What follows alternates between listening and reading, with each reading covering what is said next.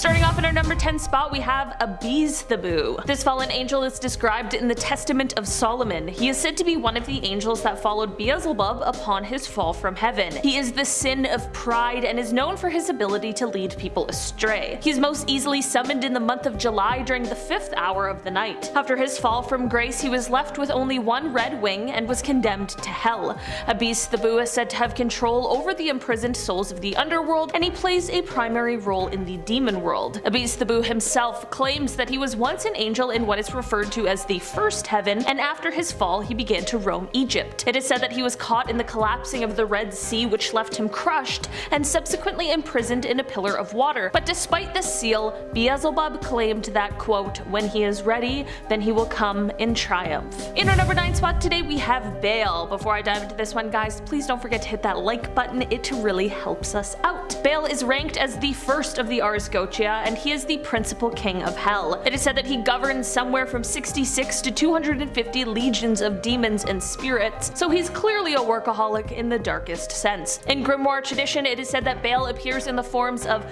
a man, a cat, a toad, or different combinations of those, with the appearance of a king or soldier, but with the heads of these creatures and on a set of spider legs. So I'm just saying, the guy's not easy to miss. I feel like that's pretty clear exactly who that is. In our number 8 spot today, we have Samael. Samael is an archangel whose name means the venom of God, the poison of God, or the blindness of God. He's not just any old archangel, however, he is the archangel of death. This means that he of course has taken lives under the orders of God. It is said that his method of doing this is confronting those he's been told to kill with his sword drawn. On the tip of the sword is a poison, so that when the target gets cut, this wound may not kill them, but the poison will ensure a slow and painful death. Pretty dark, right? In Hebrew lore, Samael is the prince of demons and the executioner for the death sentences handed out by God, and he is also known as the seducer. This is because he doesn't just kill people, he seduces them into sin, and then once they've sinned, he then gets instructed to kill them. It's like a weird sort of gaslighting situation. In our number 7 spot today, we have Ammon. Ammon is the great Marquis of Hell, and he is the 7th of the demons in the Ars Goetia. It is said that he is in charge of governing 40 different legions of demons, but his favorite thing to do with humans is making them fall in love with each other. He is also known to settle debates, and you might be sitting there thinking that this guy actually sounds pretty cool and nice, but despite these cool and nice things he can do and enjoys doing, he is anything but nice. Just like he can make people fall in love, he can do the exact opposite as well. He can cause people to turn against each other and can even will someone to harm the innocent, which is terrifying. To make that thought slightly less horrifying, it is said that he doesn't usually do this for no reason, and usually only does this when attacked or if someone is standing in his way of completing a mission. Still not good, but I suppose that's a little better than just random acts of violence. It is said that Ammon appears as a wolf with a snake's tail and that he possesses the ability to breathe fire. Or sometimes he will appear as a man with dog teeth who is inside of a raven. I don't know. Ask him about that one, not me. In our number 6 spot today, we have Belphegor. Belphegor is a fallen angel, and after his fall from heaven, he has now become the demon lord presiding over the sin of sloth. It is said that Belphegor served as a lieutenant from hell.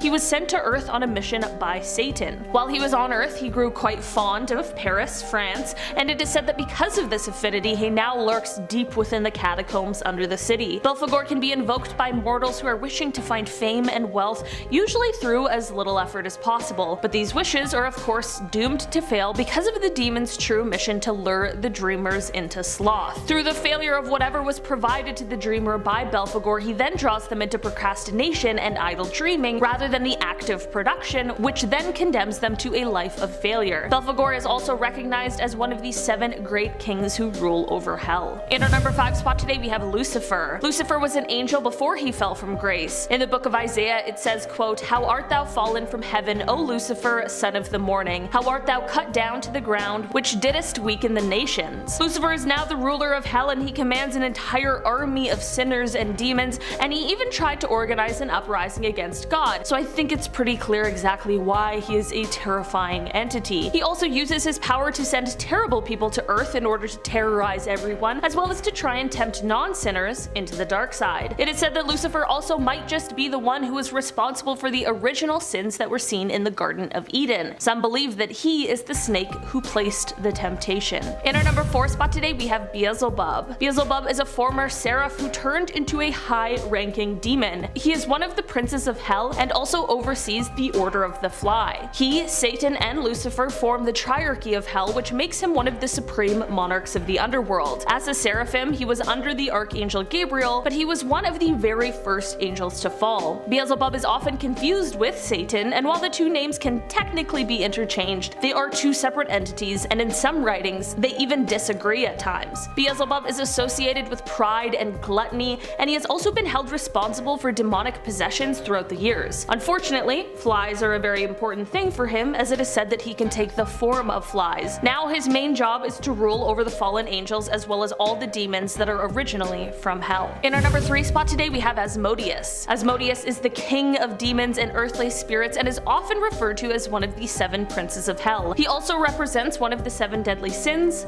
lust. Before becoming a demon in his former life, he was an angel who was known as Asmodel, the angel of April and patience, who rules the zodiac sign Taurus. But of course, we are here to talk about his demon form, which is said to appear either as a ruthless, brutal monster or as a kind of mischievous demon that is playful and quick thinking. Honestly, I'm not sure which form would be worse to encounter. The monster would be scary, but a little annoying demon would be the worst. For the most terrifying exit I've ever heard of, it is said that Asmodeus will cut himself into pieces and immediately after disappear. In our number 2 spot today, we have Azazel. Azazel is one of the chief governors of the Grigori, which is a group of fallen angel who married female mortals, which then produced the Nephilim, which were these scary giant creatures that ate mortals. In the beginning, Azazel started as an eater of sins, but the more sins he consumed, the hungrier he became, and this led to him not being satiated by the sins he was receiving. The reason he was cast from heaven is because he taught men how to make swords, knives, shields, and breastplates, which then led to humans being corrupted and thinking that they were invincible. It is said that the humans went so far that they were planning to raid heaven,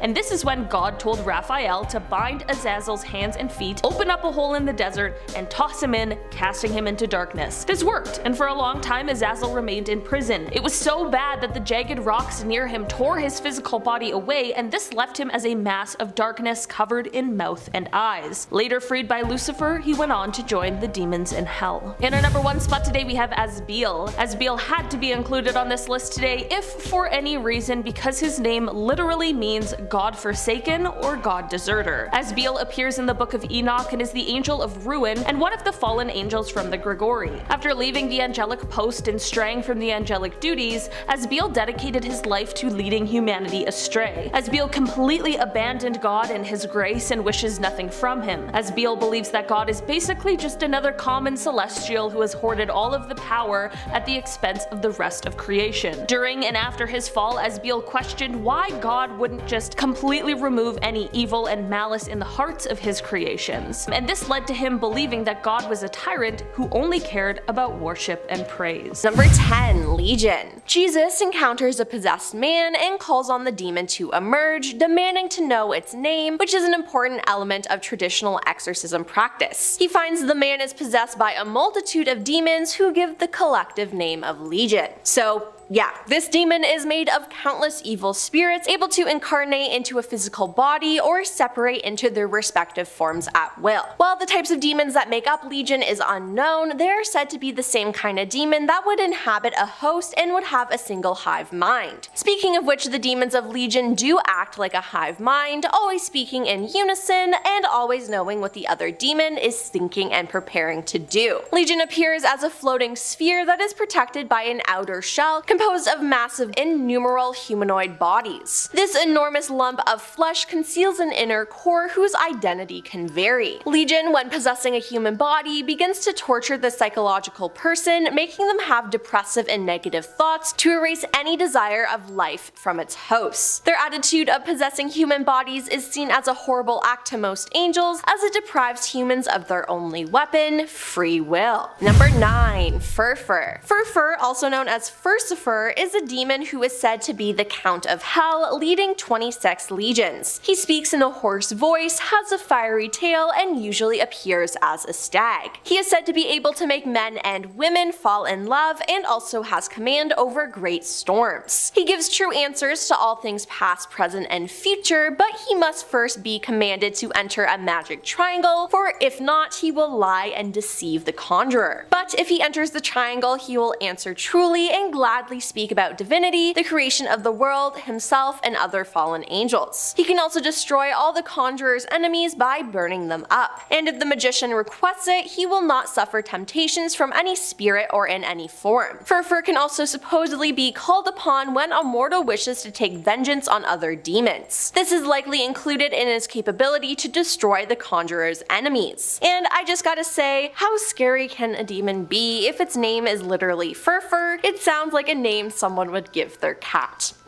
Number 8. Beelzebub. Beelzebub is a former Serphian turned into high-ranking demon who is considered one of the 7 princes of hell and oversees the Order of the Fly. In Catholic demonology, he is sometimes considered to be one of the first 3 angels to fall from heaven, along with Lucifer and Leviathan. He is also often confused with Satan, and the 2 names can be interchanged. However, strictly speaking, they are 2 separate entities. Beelzebub is the chief lieutenant of Lucifer and is one of the most loyal. He is commonly described as placed high in the hierarchy of hell and is seen as being associated with envy. He is also the prince of false gods, and flies play a large focus in imagery detailing him. The malignant spirit can even take the form of flies, according to some. I mean, ever heard of Lord of the Flies? Yup, that's him.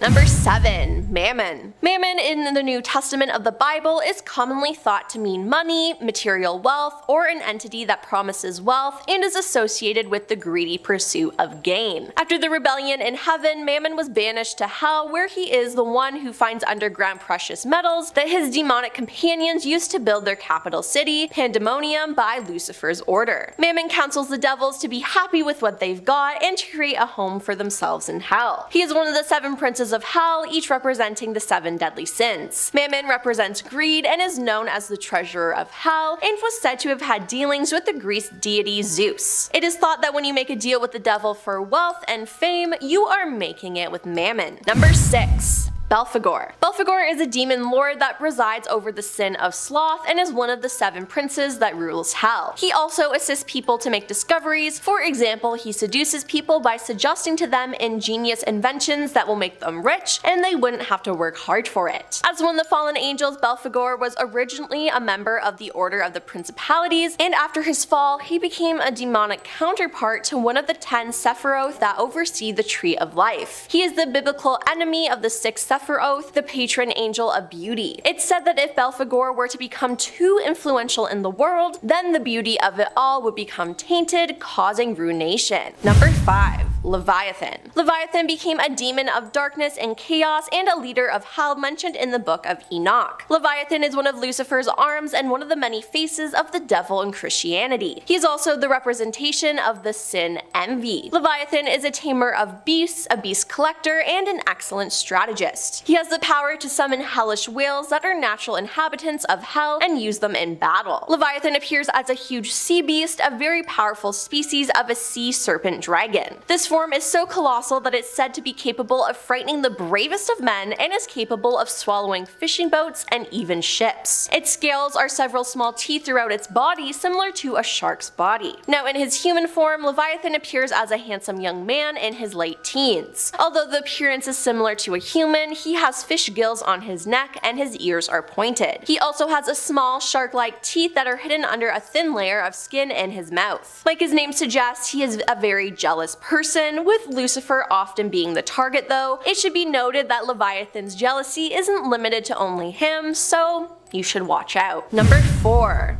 Lucifer. Lucifer was one of the most beautiful and indescribable beings created by God, with his wisdom and beauty being described as perfect. However, despite being considered a perfect, beautiful, and glorious being by countless angels, Lucifer was extremely proud and rebelled against his father after refusing to bow down to Adam and Eve. Therefore, Lucifer is known as the first sinner, the devil, and the adversary. Now, Lucifer didn't create any angels, only God had that power, but Lucifer did trick some of them into rebelling against God and becoming his followers, claiming that he was more powerful than God and would take God's place as the ruler of the universe. They believed him, and since then Lucifer has used them to do his will. He's known for the deadly sin of pride, and he used his pride to persuade them. I will ascend to heaven, I will raise my throne above the stars of God, I will make myself like the Most High. Isaiah 14. Lucifer also sends the worst people up to earth to wreak havoc and terrorize everyone, as well as tries to tempt non-sinners to the dark side, so be safe. Number 3.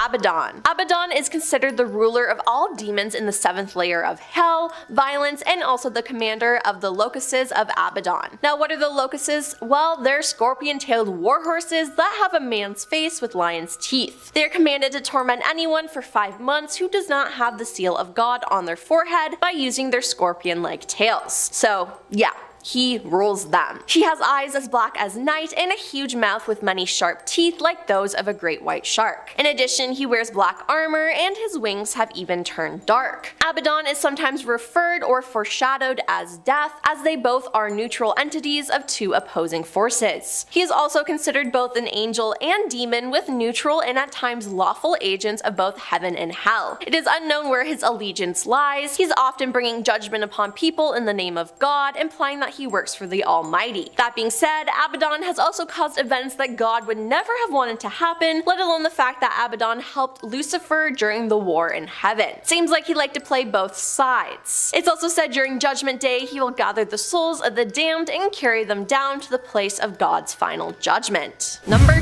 2. Asmodeus. Asmodeus is a demon who personifies and represents lust, the sexual sin related to adultery. He is the demon who exists as the arch-rival of the angel of chastity, Gabriel. Asmodeus is also referred to as one of the 7 princes of hell and represents one of the 7 deadly sins, being lust. Asmodeus is a demon of lust and is therefore responsible for twisting people's sexual desires. It is said that people who fall to Asmodeus' ways will be sentenced to an eternity in the 2nd level of hell. He is also a demon of lechery, jealousy, anger, and revenge. In hell, Asmodeus looks human, however he has stark black eyes and 2 rows of shark teeth sticking out of his mouth. In this form, Asmodeus has no hair on his head, but has a muscular appearance from the waist up and 2 bat wings protruding from his back. From the waist down, he has what looks like kangaroo legs and a long dragon's tail. His horrible appearance is capable of causing fear and repudiation in humans who fall into hell, and that's the demon's intention. And coming up at number 1 is Satan. Satan is a prominent demon in the hierarchy of hell. He is known for bringing evil and temptation, and is known as the deceiver who leads humanity astray. Satan is even able to take control of the life of a person in the stead of God, though only to an extent to what God allows. Satan would appear to those who are sinful, playing into their hearts and towing them into despair. He may either be depicted as a rebel to the will of God, or as one who tempts mankind to commit sin to show God that mankind can easily be led astray from him. He is described as the ruler of the demons and the god of this age. In Revelation, Satan appears as a great red dragon who is ultimately banished from heaven by Michael the archangel. Satan is mostly known as the devil, and although the book of Genesis does not mention him, he is often identified with the serpent in the Garden of Eden. Satan is also said to be associated with one of the 7 deadly sins, being wrath, and is one of the 7 princes of hell. At number 10, let's talk about sleep paralysis for a moment, more specifically the jinn in Turkish folklore.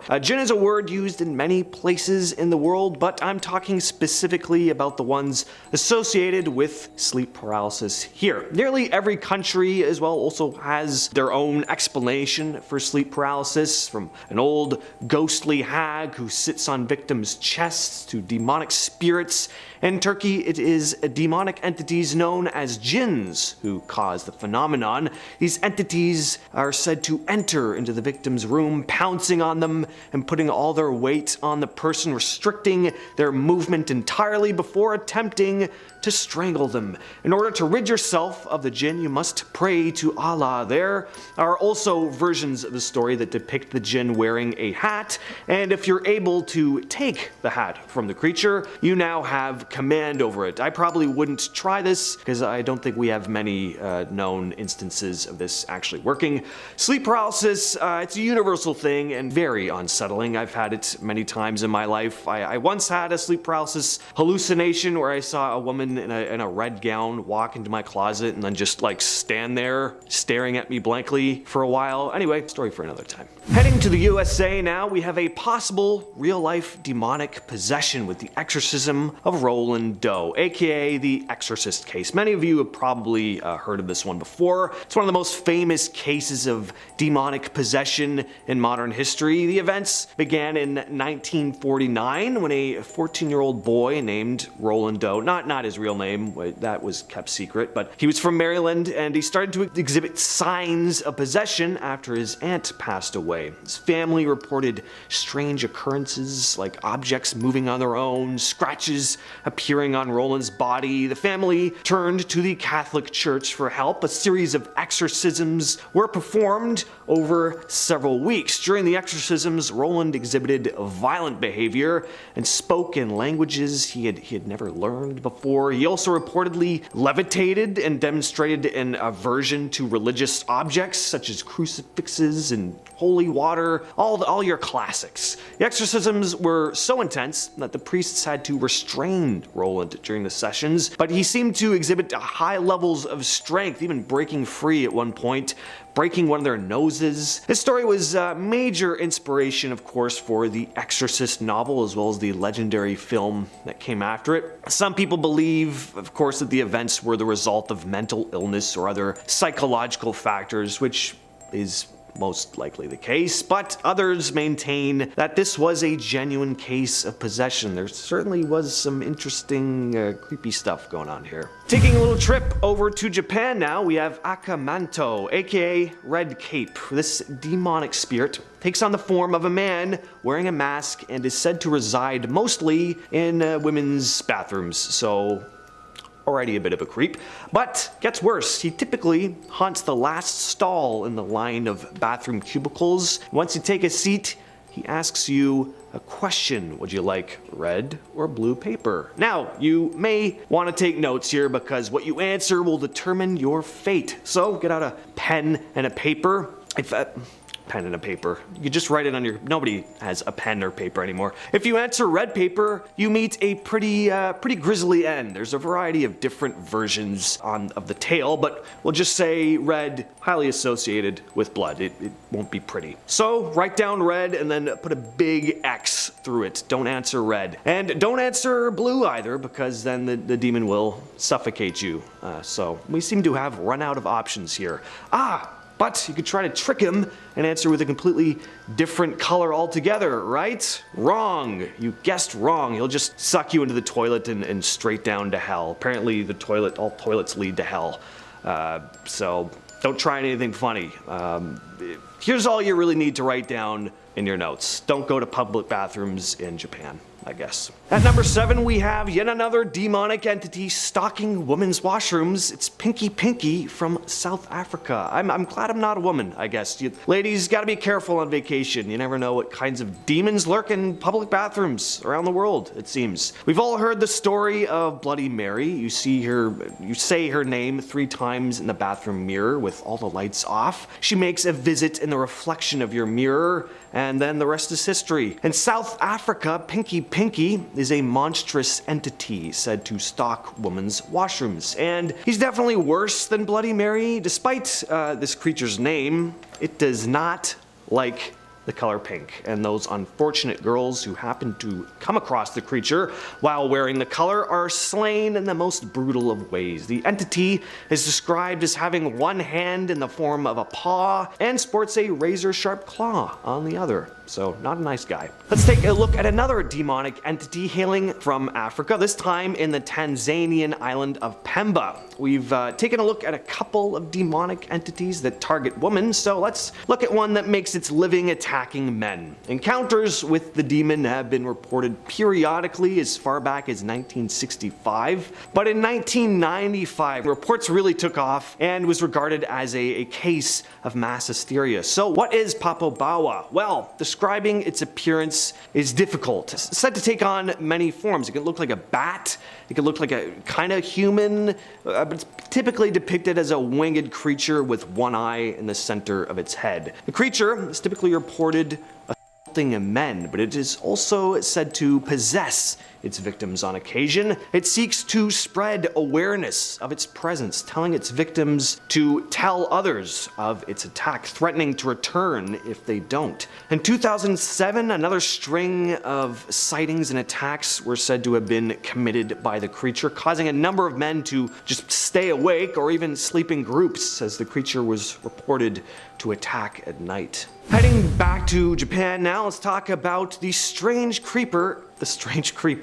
I guess it is a bit of a creeper. Let's talk about the strange creature that is the kappa. In Japanese folklore, kappa are a type of kame, spirits similar to yokai. These reptilian creatures almost have the appearance of monkeys, except with scaly skin. Sometimes they're depicted having turtle shells on their backs too. They're like reptilian monkeys. One thing that is a constant in every depiction of these strange entities, though, are the indents in their heads that hold water. They live around rivers and ponds, of course, and you could probably imagine. These water demons are sometimes mischievous, but as some legends state, they can also be incredibly dangerous, attacking unwitting people and dragging them into the water, and drowning them, or even eating human flesh. One particularly disturbing thing about these creatures, though, is their fascination with the shiriki-doma, person's soul, which also happens to be located in the rectum, rear end.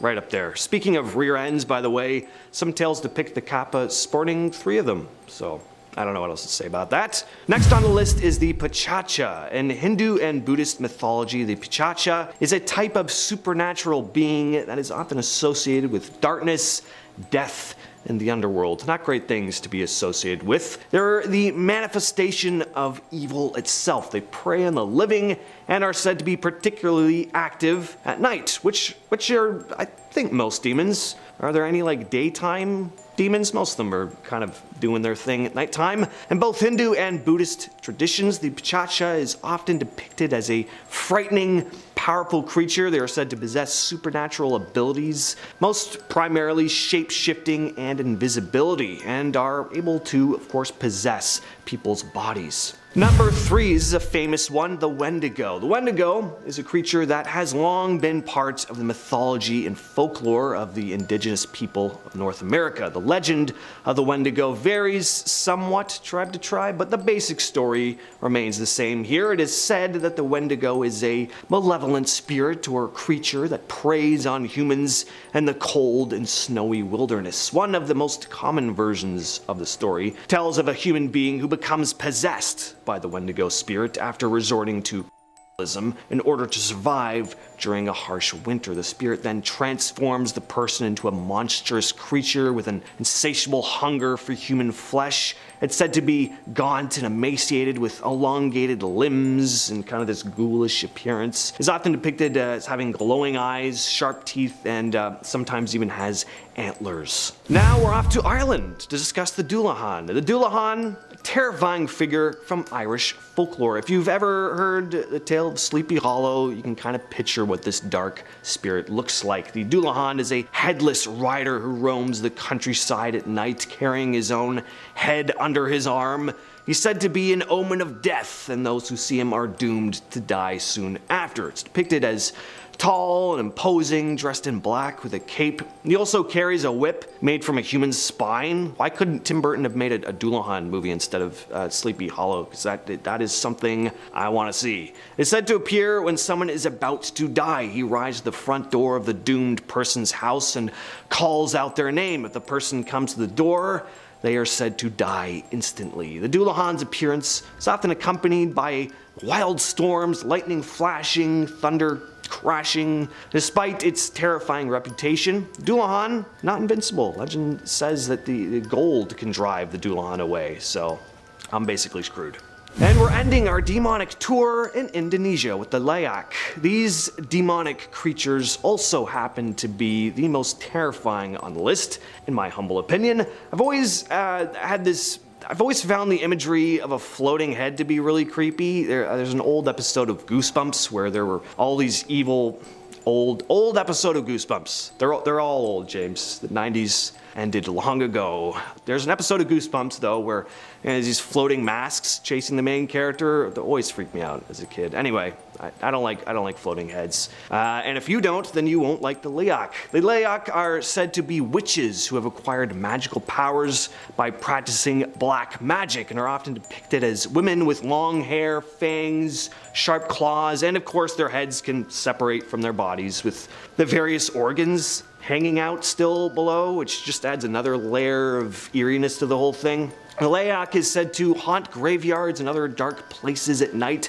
preying on humans and animals. It is believed that the Leyak feed on human flesh with a particular love for pregnant women and their unborn children. Doesn't really get much more evil than that, does it? Number 10, the Dullahan. Heading over to Irish folklore for this first one. The Dullahan is a scary one. I mean, they're all scary, obviously, but this one rides on horseback after sunset during certain Irish festivals, so you never know when you're gonna expect them. Yeah, imagine having a lovely night, gazing at the stars as the sun goes down, and then this headless horseman appears over yonder. I'd throw up, I'd be sick all over my nice picnic. He rides with his head held high, and I mean that in a literal sense. He holds his head above so he can see more things, more people to haunt. If he approaches you, one of two things may happen. When the Dullahan arrives in his all black attire, he will either 1, pour a bucket of blood on you, which is absolutely disgusting, or 2, you'll be struck in the eye. I'd rather the eye strike, if I'm being honest. I mean, neither situation here is ideal. Both are pretty bad, but a bucket of blood? Ew, that's so gross. What is this, YTV in the 90s? What is this, uh-oh? Number 9, the Demon of Loch Ness. I've been here, and let me tell you, I didn't see any Loch Ness demons or monsters. Or either? Are they both the same? Who knows? It all began back in 264 AD on August 22nd. The St. Columbia encountered a demon in the water. This is a famous 6th century account. This started the whole Loch Ness monster myth, actually. The Loch Ness monster was actually exorcised by the St. Columbia, so there's a lot of exorcism history back with the old Loch Ness stuff. There were first accounts of a man who was severely injured after being bitten by a monster in the water. He didn't make it, it was a big bite, and yeah, from a monster. This beast rushed out of the water towards a blessed man, but said blessed man yelled at the beast, "Thou shalt not go further, nor touch the man, go back with all speed." The holy hand of the holy man worked. No more foul water beast. I'm getting Ocarina of Time water temple flashbacks as I talk about this. We gotta move on. Number 8, Belial, aka the King of Hell. Belial is a classic. I've heard this one many times. Not sure why, that's pretty scary. Belial represents the earth and also carnal impulses. So, if you're a New Year's baby, I have some bad news for you. January is Belial's strongest month, so you want to avoid him in January at all costs. So if you're gathering a few pals from Hawkins and maybe you want to make a stand against Belial, the old King of Hell, I'd recommend going for him now, really, anytime around the end of July or early August is probably best, just not January, that's when he's the strongest. Belial also translates to corrupt gains, and in the Middle Ages, the demon was considered one of the princes of hell. He was in line for the bone throne of hell. That's crazy, this guy has a lot of history. Once upon a time, Belial may have been an angel. Perhaps he was persuaded by Lucifer once he rebelled. Yeah, don't follow Lucifer, guys, don't be a Belial. Just be an angel. Or an angle, as I wrote. Be an angle. Yeah, be a nice 45 and just, you know, get things done at all costs. That's great. Number 7, Abaddon. The Hebrew term for the doom, destruction, or devastation. 3 Ds that I don't want to talk about. That's horrible. We're off to a hot start already with this guy. Abaddon is the angel of death, not angel. In the New Testament book of Revelations, an angel named Abaddon is referred to as the king of an army of locusts. So that's absolutely disgusting. I don't want to run into that army at all. The Christian text depicts Abaddon as an individual first, rather than a place, because I know he's been said to be both. In the Gnostic text, the 3rd century Acts of Thomas, Abaddon is the literal devil. So it depends what you're reading and who's telling you, but either way, demon and or devil. Bad news always. Let's keep it going. Number 6, Floros. An ancient Egyptian god that got demoted big time. Floros, aka Horus, aka Horaz, is a fallen angel. They're number 64 out of the 72 spirits of Solomon. Horus has a bit of a posse. See, he doesn't ride alone. He's a little smart, right? Underneath his reign awaits 36 legions of demons, all ready to follow the commands of one Floros. Now, you'll know if you'll see this one. I mean, his appearance right off the bat, he looks like a demon leopard. But his favorite party trick is transforming into the appearance of a human man with burning fiery eyes. If you get close enough with said demon, he can give you knowledge on past, present, and the future. So honestly, I'm not gonna lie, pretty tempting. No spoilers, but like, A little bit, maybe? Just a little hint. Number 5, the Banshee. Oh, here we go. The Banshee is Ireland's most well-known dark spirit that roams the countryside. Just lurking, just waiting around until, you know, death makes an appearance. That's right, she doesn't actually inflict the horrors this time around. She just screams when she sees them. Her presence is said to foreshadow the arrival of one death. So, yeah, still not a great sign all around. She often appears as a woman with long flowing hair, wearing a green dress with a gray cloak over the top and with eyes that are, of course, red from her continuous weeping. Yeah, it's from crying, not from being evil, so a little different this time. Some accounts report that the Banshee is an old woman with dirty rotting teeth and long fingernails. Also pretty horrible. There's also more than one Banshee out there, and not all of them are evil, so you never know. Some just have strong ties to the family and a desire to continue looking over them, so it's a little normal. More normal, less haunting. After this list, I don't want any of these names watching over me. Like, I'm doing all these demon lists and I'm getting nervous. I've never said demons' names so many times, out loud or on keyboard, so I'm for sure getting haunted. Number 4, Mephistopheles. Not to be confused with the magical Mr. Mistopheles. He's a bit less of a headache, that one. German folklore knows this guy, Lucifer's right-hand man. The demon who yes-ands Lucifer's every move. Nice. We love a wingman for the devil. That's just what he needs. Support. Once upon a time, Mephistopheles sold his soul for infinite knowledge and magic. Not a bad trade-off, if you ask me. His 9 to 5 now is harvesting damned souls and bargaining with those who tried selling their souls. Mephistos from the Marvel Universe is of course inspired by said demon. He causes hell, even in the Disney world.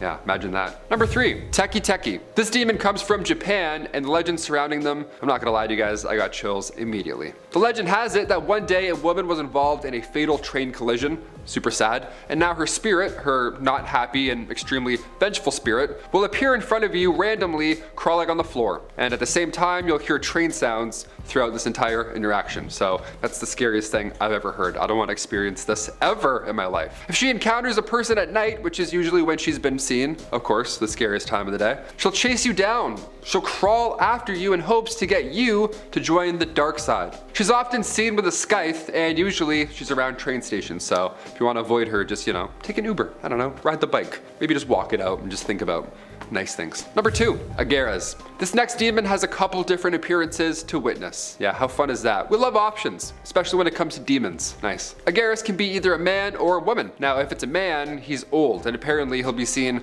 riding a crocodile. So, a pretty obvious picture, I'd say, as far as appearances go. You're gonna definitely remember this one. Now, if the demon is in its female form, it's a little different, a little less jarring this time around. The demon's other appearance is young and beautiful, and for sure, not riding a crocodile. Quite obvious. Say you cross the many paths of Agaras, then what? What's gonna happen here? Will you be riddled in disease? Have your nose eaten by a crocodile? What now? Well, this demon will actually give you knowledge on every language in the world. Nice. Thing is, the only words that you'll learn are bad words. The worst of the worst. Not nice. Another detail on the fine print is that Agaras forces those who have left their home to always return. That ought to be exhausting, trying to get your mail. You're like, oh, come on, dude. And finally, number 1, Poroscoro. Fun to say, not fun to be around. Let's talk shop. Poroscoro comes from Romani folklore. Believe it or not, this demon is one of the many offsprings of Anna, queen of the fairies. Yeah, your mom is a fairy and you're a demon? Yeah, what happened? What went wrong here? Well, Poroscoro's father was the king of demons, Localiko. Now at first, a cake was baked from the hair of a hellhound, you know, as most birthday cakes are prepared. The hair of a cat as well was added, and a powdered snake. This was all done in order to repel the demon king, but instead, after this, the lovely Poroscoro was born from said thing, interaction. I was like, bakery? I was like, no, it's not like a baked good. He has a human body, this one. He's got 3 cat heads, 4 dog heads, and a snake as a tail. He's also referred to as the demon of disease, so don't let any of those demon dog heads get too close. You don't want to sniff from one of these guys. I'm a big dog guy myself, but for these guys, just can't do it, man. I'm also allergic to cats. This would truly be the worst case scenario for me, this demon. In our number 10 spot, we have the table throwing demon. Okay, here's some crazy footage for you of a possible real life demon. I mean, heck, the Bible has warned us that demons are tricky and they play with us and influence us and make us feel fear. Well, that is seemingly exactly what happens in the video I'm about to show you. Here we have a woman who is sitting in what what looks like a banquet hall, and she's on her cell phone when she hears a chair move. She turns around and sees nothing, but then the chair beside her moves and she freaks out and falls on the floor. Then a bunch of chairs and tables begin to move and you see her get so frightened that she tries to stand up and then she falls on the floor again. She could have fainted too, it's kind of unclear. The footage is so wild and it's so clear that this woman isn't an actress and that this isn't edited footage. It's too natural, and I mean, if she is, then man, she deserves an Oscar. If you're liking this video, don't forget to give it a like as it will really help us out. In our number 9 spot we have Satan. Well duh, if there was going to be one demon on this list that we all know about, obviously it was going to be Satan himself. Satan was once a guardian cherub, but God found wickedness within him, or so is said in Ezekiel 28:12-15. Luke has also mentioned that Jesus saw Satan fall from heaven like a lightning bolt, and that is how he gained the name of fallen angel. Something that I didn't know until this video though is that apparently Satan does not rule over hell but is punished and just imprisoned with the other souls in hell. That's interesting. From my understanding, Satan is the king and creator of demons, and these demons have influence and infiltrate society and cause sadness and havoc. So basically we're living amongst many demons these days. Everywhere you look, everything you hear or read, there's some kind of messaging that hits an emotional chord that makes you feel understood. But then you'll hear something else that is a conflicting perspective, and you also feel understood from that. And the result is that you're left confused and you feel pulled in many directions, and you will feel vulnerable, and that's when it will be easy to control you. Beware of the influential demons like Satan. In our number 8 spot we have the shapeshifters. Guys, I'm a little shocked that the Bible subtly points to shapeshifters. I guess I just assumed that this was a modern day conspiracy theory fueled by the Marvel movies, but no, there is evidence to suggest that shapeshifters have been around and spoken about since before the Bible. Mark said, after these things he appeared in another form to 2 of them as they were walking into the country. He appeared in another form to 2 of them as they were walking into the country. That's it, they exist. I'm a believer. Also, what's the consensus? Should we just now conclude that Obama's security guard is indeed a shapeshifter? I feel like yes. Who's a believer? Let me know in the comment section below. In our number 7 spot we have the chair moving demon. Okay, this could be just a ghost or a demon. I mean, who knows? In this clip you see a girl in perhaps a classroom or a common area as there are computers and lounge chairs, and she seems to be looking at something when suddenly she runs out of the room. Then a few moments later you see the lounge chair move and the door close. The ghost/demon is having a meeting, so he wanted his privacy, guys. The devil requires privacy. Okay, but seriously, what is this? How is this footage not more mainstream? I'm scared. I hope somebody called a priest after witnessing this footage. This place definitely needs to be cleansed. In fact, we should get the priests of the world to just cleanse the world. We may just need a general world cleansing because clearly the demons are among us, judging by this video. I'm scared. I want my mom. In our number 6 spot we have the reptile people. Okay guys, we know that there are many references to reptiles in the Bible. I mean, if you don't, then I'm here to tell you that indeed there are. In fact, the Bible starts with Adam and Eve is persuaded by the snake to eat the forbidden fruit, so the stories really begin right away. But there have been evidence of people believing in the reptile people for many centuries, even dating back to ancient Mesopotamia, where they created an artifact called the Ubaid lizard man, which has made people believe that it is possible that they worshipped lizard people, the reptiles. In Revelation 12:9 it is said, quote, "And the great dragon was thrown down, that ancient serpent, who is called the devil and Satan, the deceiver of the whole world. He was thrown down to the earth, and his angels were thrown down with him." The serpent was thrown down to earth, eh? Sounds a lot like a reptile person confirmation to me. Now whether or not they are demons, that is the question. There have been way too many reptile Hollywood sightings to count, so beware folks. In our number 5 spot, we have the lawless one.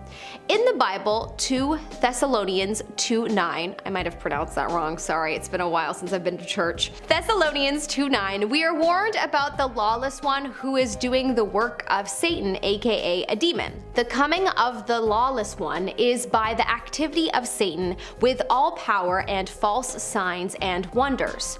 Who exactly this message is referring to? I mean, it could be any number of people in history that promised wonders and things that they could not keep. Historical political leaders that may have tricked the masses. I mean, there have been many, from Genghis Khan to presidents in this day and age. So who's to say who this verse is speaking about, but perhaps at this point this benevolent demon has reincarnated many times over, considering the Bible stories are from thousands of years ago.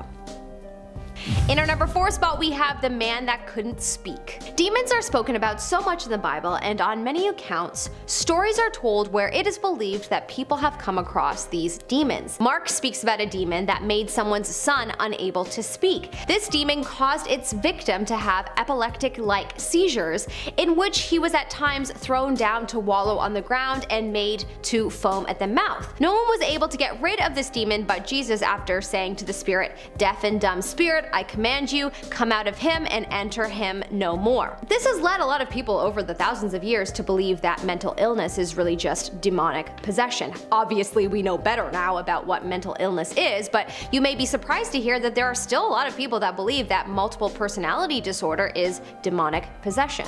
In our number 3 spot, we have the parking lot demon. Years ago, a news station in Serbia called Channel 4 reported the wildest story. Apparently, a woman was in a parking lot when suddenly something invisible started chasing her, and whatever it was jumped from one lamp post to the other. She was so frightened that she went to the police to report that a maniac was chasing her.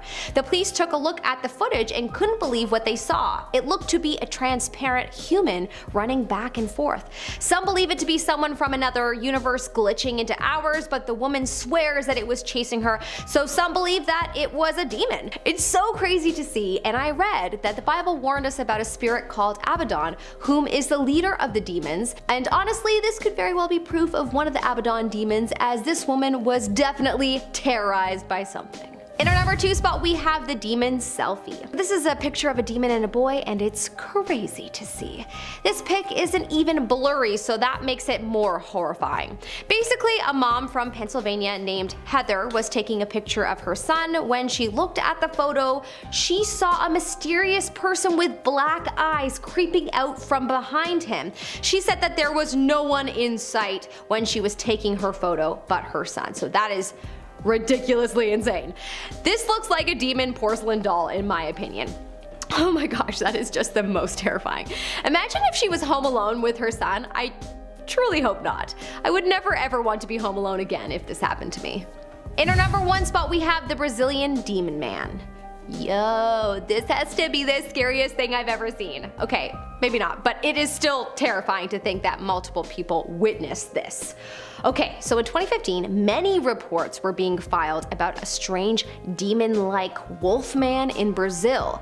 It started popping up everywhere, and then someone managed to review street footage and got it captured in a still shot. Here we have a man who looks like he's part wolf or straight out of a Hollywood blockbuster, to be honest. He has long pointy ears and strange wolf-like legs and appears to have a small tail. The shot is blurry as it's night and pitch black, but if this isn't a demon, then I don't know what is. This is definitely one of the demons that the Bible warned us about.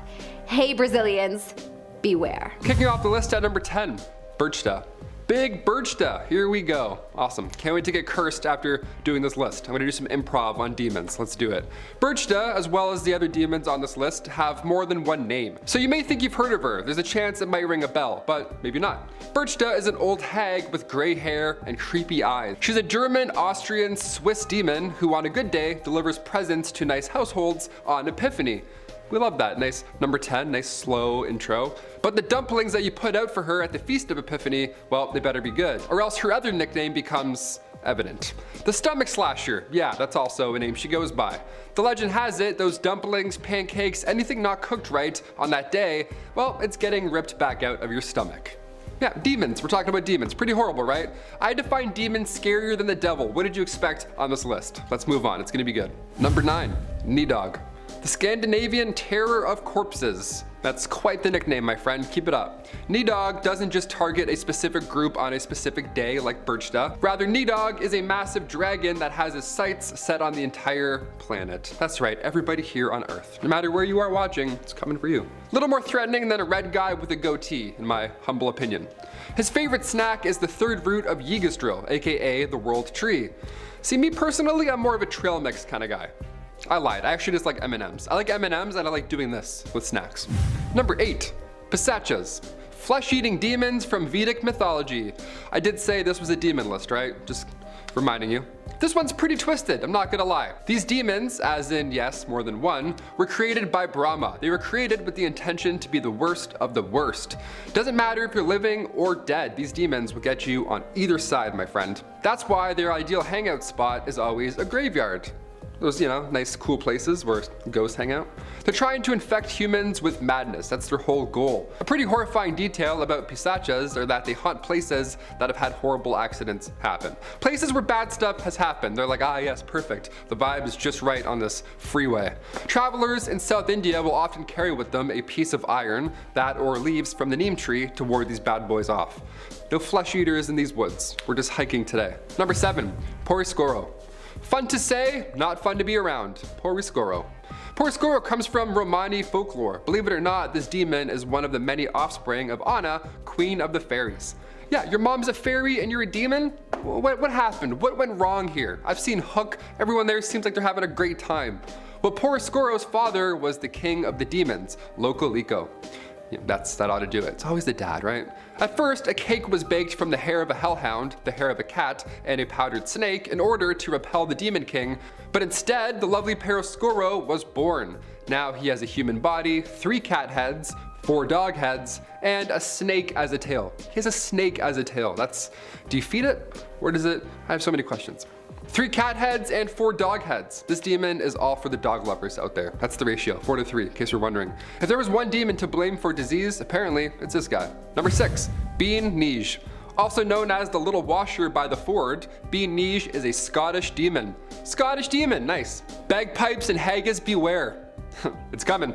This Scottish lady is not sweet and or stout. She's referred to as the omen of death.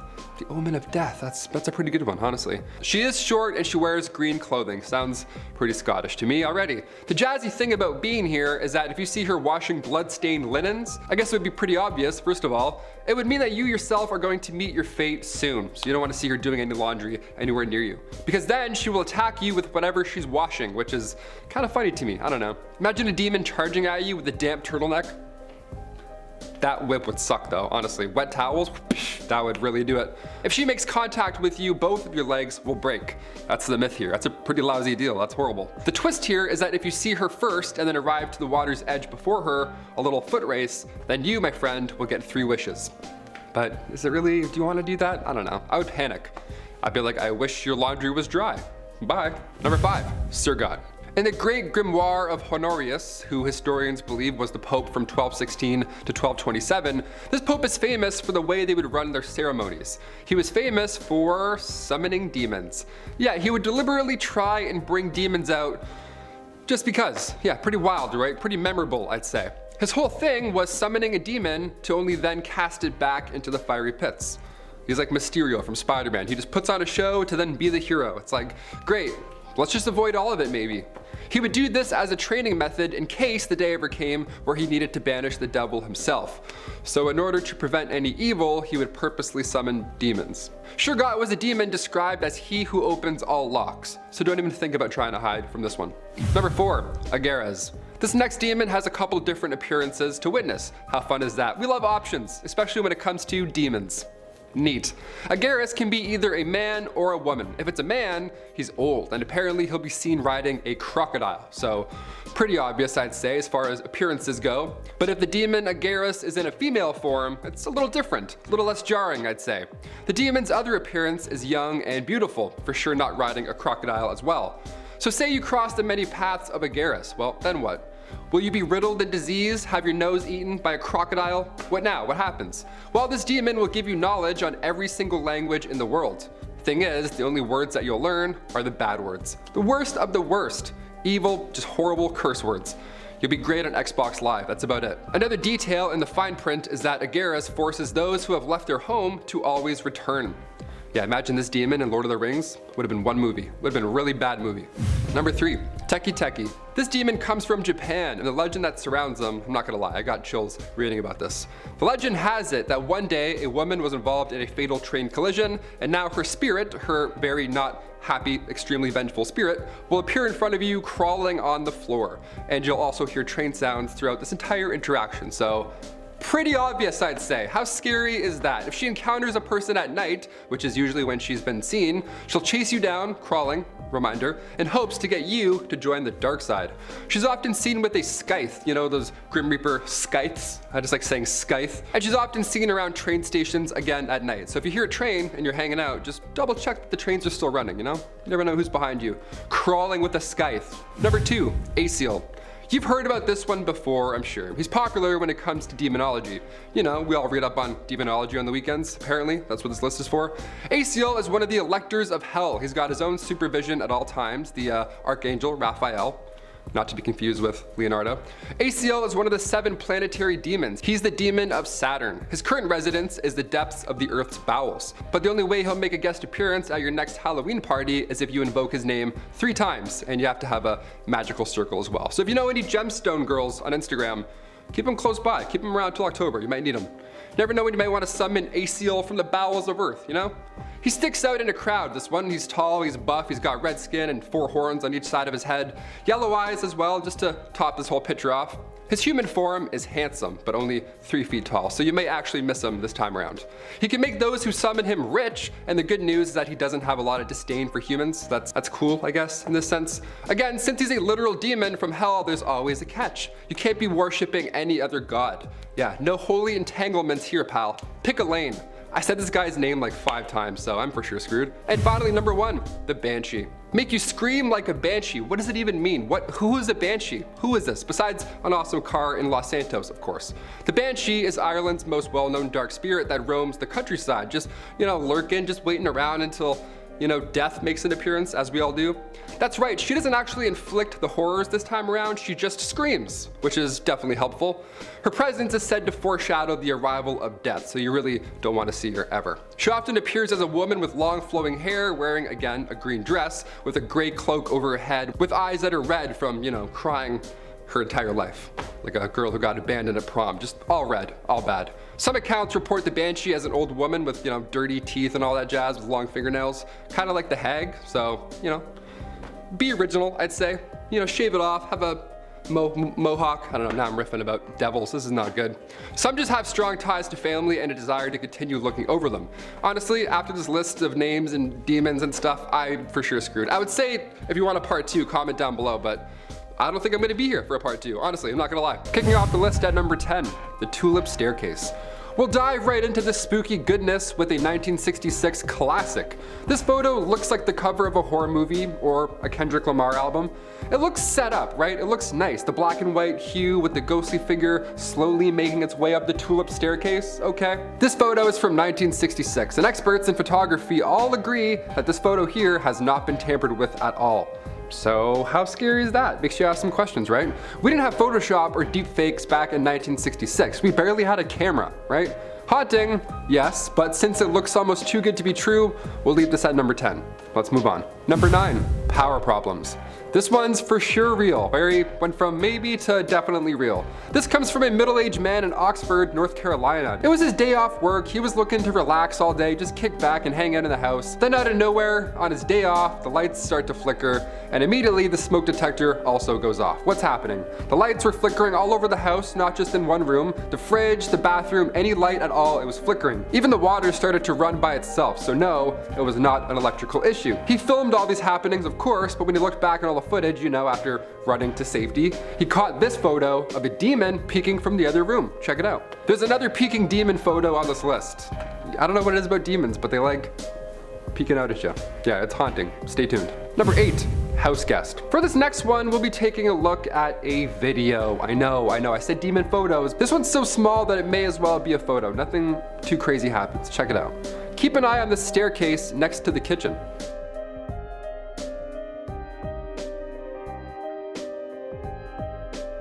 Didn't see anything? Okay, what about now?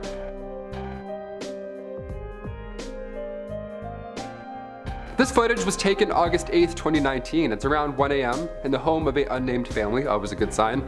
I've seen too many of those paranormal activity movies to watch this. This is creepy. I wouldn't even be able to watch footage of my own house with those like hidden cameras, you know what I mean? Like I'd be afraid to go through and scroll. What if I find something? Then what? The cat doesn't notice anything in this video, which is either a really good sign or a really bad sign. Because cats see everything, right? They're so mischievous. Cats will be like mid-conversation and all of a sudden just... Number 7, Playtime. We know demons like to play games, I guess, so this next one here seems rather fitting. Seeing as it takes place in a Toys R Us. Yeah, you heard me. Bay Area's haunted Toys R Us. They locked its doors forever as of 2018.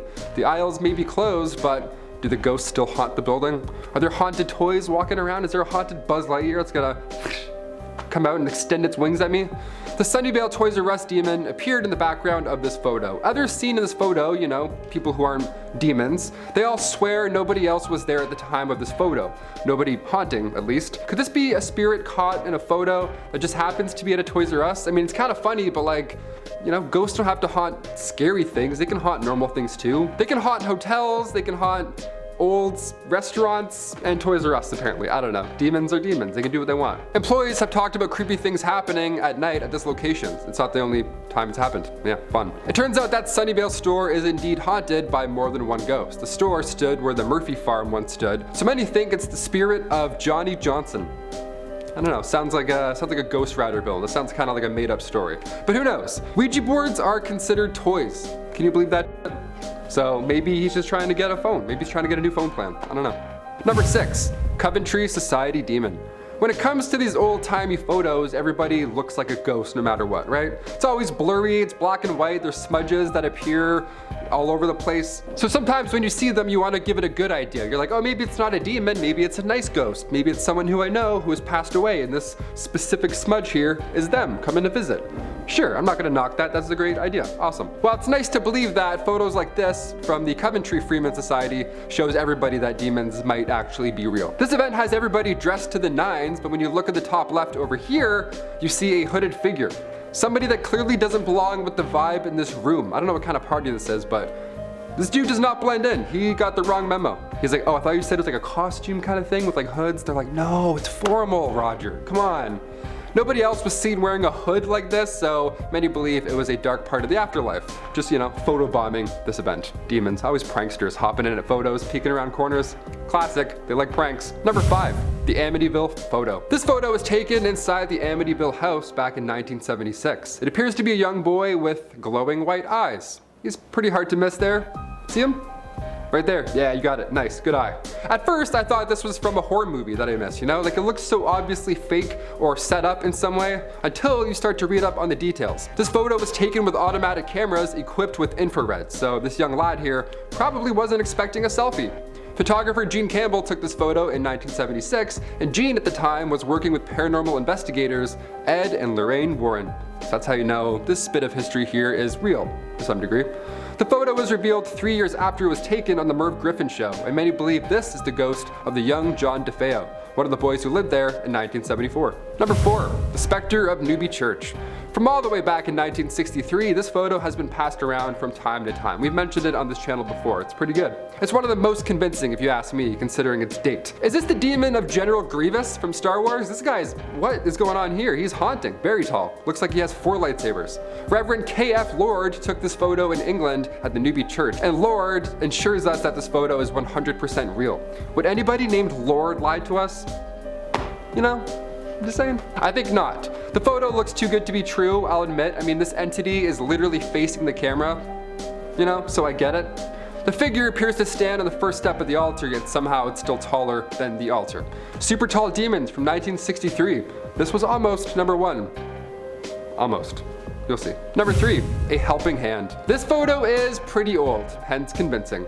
This time the photographer may or may not have caught a floating spirit hands. Apparently they're a thing. Awesome. I'll show you the photo, you let me know if you see it at first. Take a good look. Anything sticking out? Any little creepy hands crawling around? No? This photo is a group of women who worked in a linen factory. The lady on the far right appears she has an extra hand there, resting on her shoulder.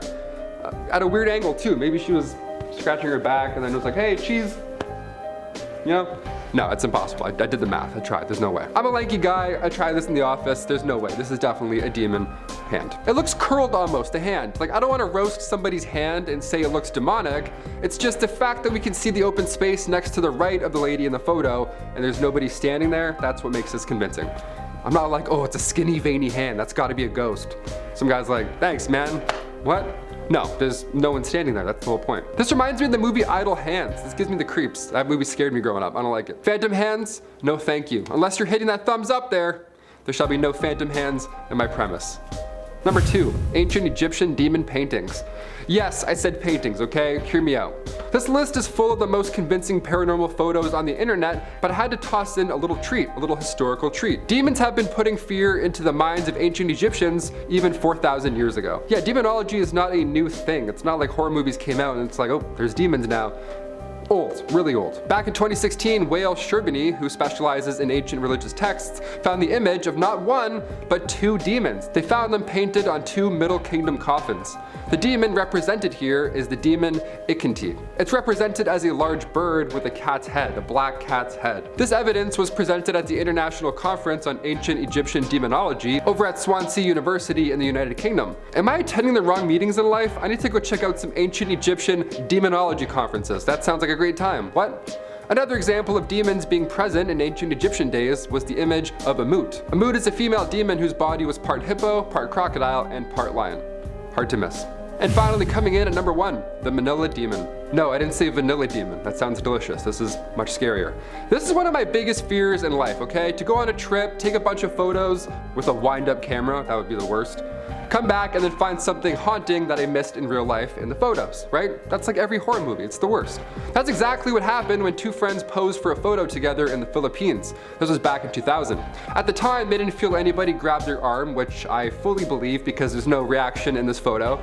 Also, if somebody was that close, somebody they didn't know, there's no chance they would sneak into the frame that quickly. Also, is this demon Dobby the house elf? What? This is not a haunting look, but it's definitely a look. It looks like a bridge troll with tiny hands. But either way, I'm all set.